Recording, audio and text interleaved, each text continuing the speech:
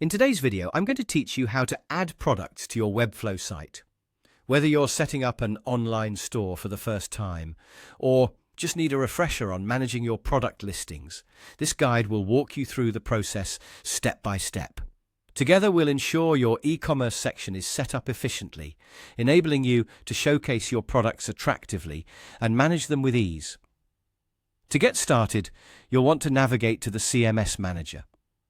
This can be done by clicking on the CMS icon located at the top left of your Webflow dashboard.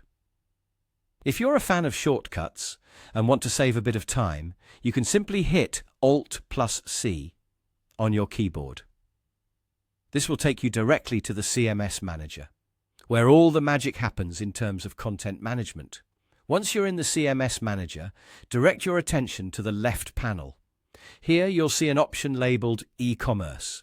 Go ahead and click on it.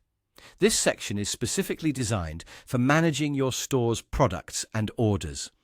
It's where you can control everything related to the items you're selling on your site, providing a clear and organized interface for an efficient workflow. Now that you're in the e-commerce section, you have a couple of options. You can either start adding new products or choose to edit existing ones, depending on your needs. If you're adding a new product, consider what information you'll want to include. Key elements to keep in mind are the product name, description, price, and any relevant images. These are crucial for providing potential buyers with all the details they need to make a purchase decision. It's helpful to have this information ready, as it will streamline the process and ensure consistency across your product listings. If you're editing existing products, this is a great opportunity to optimize the information you've provided. Check for accuracy in descriptions. Ensure pricing is up to date, and verify that images represent the product well.